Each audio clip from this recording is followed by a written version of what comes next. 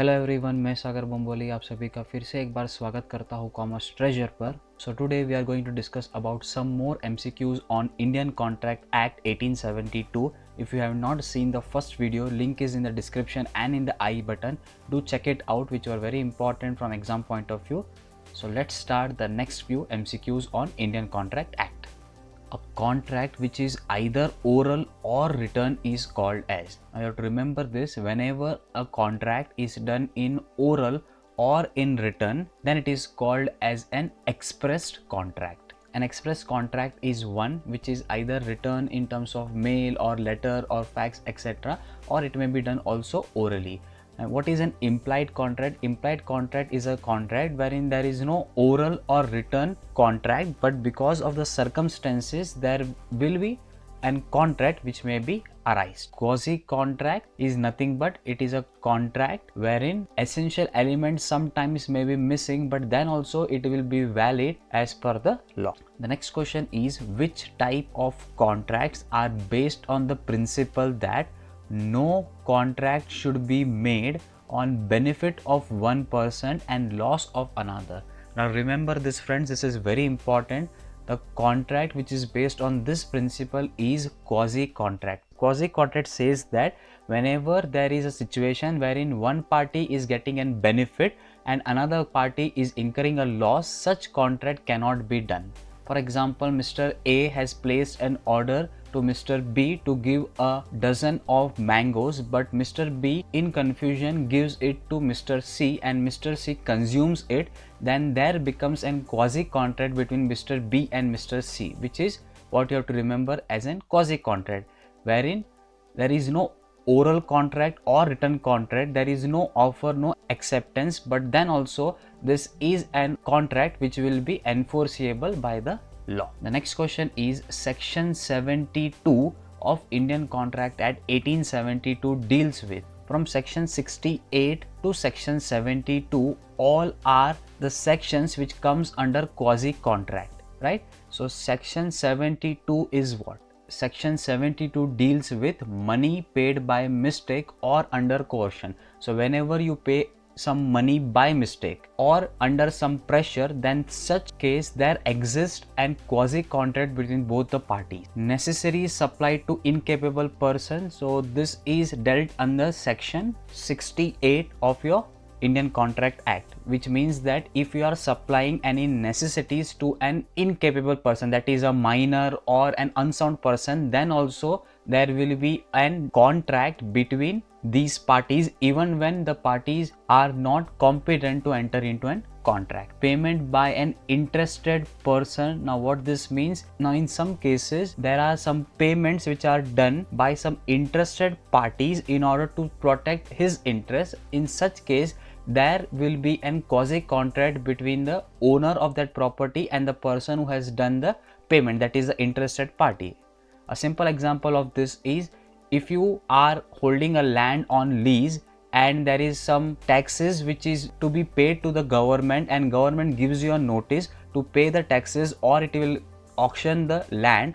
In such case, if you pay the taxes on the behalf of your owner or landlord, at that time there will be an quasi contract between you and your owner. This is what is called as payment of interest by an interested person. So this is under section 69 of Indian Contract Act. And finder of the lost good is nothing but if you find some goods, then there will be an quasi contract between you and the person who is the owner of the goods, and this is dealt under section 71 of Indian Contract Act, right? Then section 70, which is missing in this list, deals with obligation of a person enjoying the benefits of a non-gratuitous act. Now what this means, if you are by chance missing any of an important thing somewhere and that person uses your thing, you can claim that thing in court because there will be a quasi contract between you and that person. The next question is, the contract where only one party has to fulfill the obligation is called as.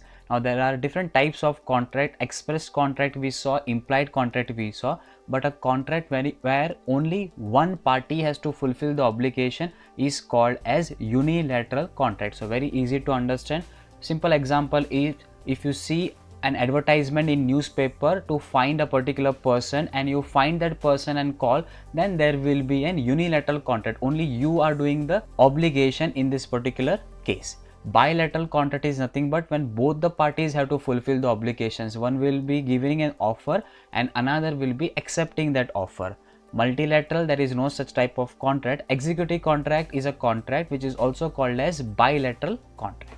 The next question is an agreement which is not enforceable by the law is called as.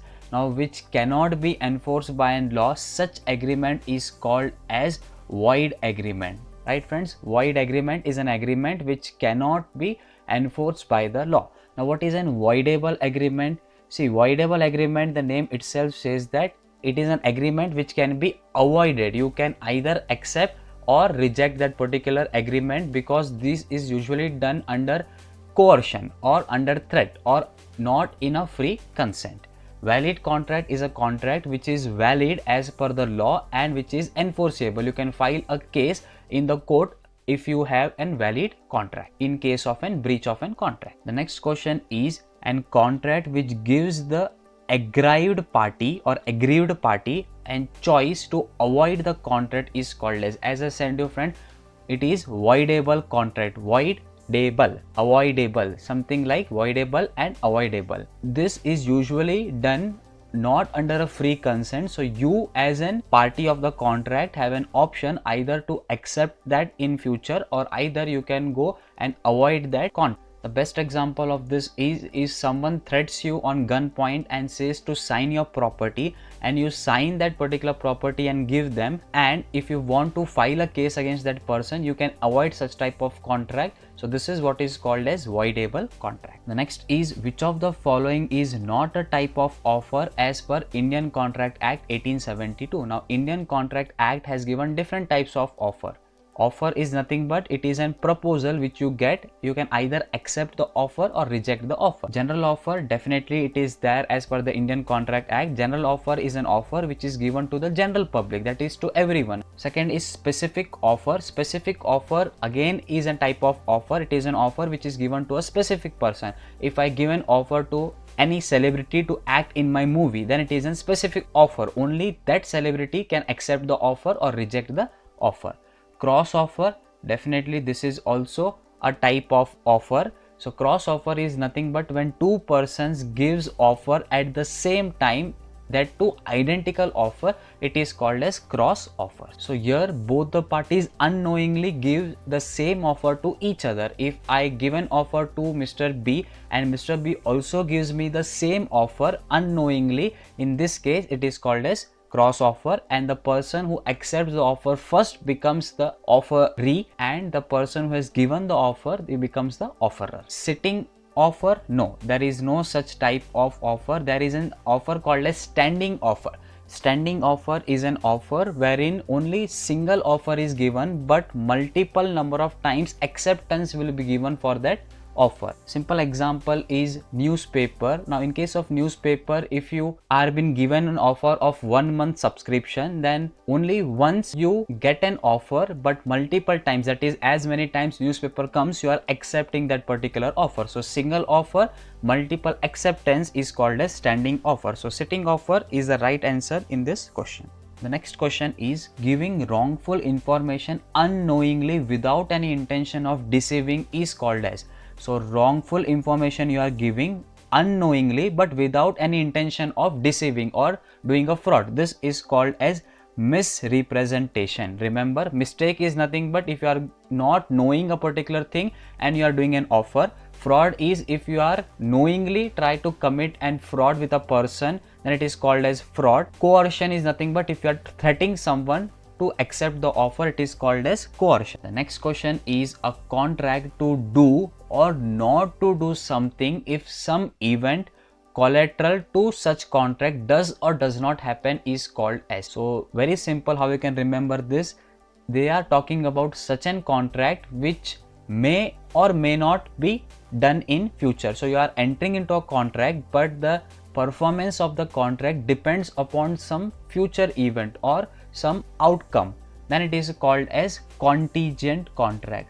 Remember it friends, contingent contract, it is nothing but the performance of this is depending upon some conditions or some outcomes. The next question is, which of the following agreements are expressly declared to be void by Indian Contract Act of 1872? Agreement made by incompetent person, definitely it is expressly declared void, that is you cannot say that this is a valid contract. Agreement in restraint of marriage, definitely this is also an void contract. Agreement to do impossible events, definitely this is also an void contract. So the answer is going to be all of the above are the examples of void contract which cannot be enforceable by the law.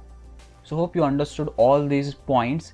So if you like the video, please hit the like button, and if you haven't subscribed my channel yet, please subscribe my channel and do press the bell icon so that you can get a notification as soon as I upload a new video. So thank you guys for watching the video. I'll come up with more videos for you in the coming days.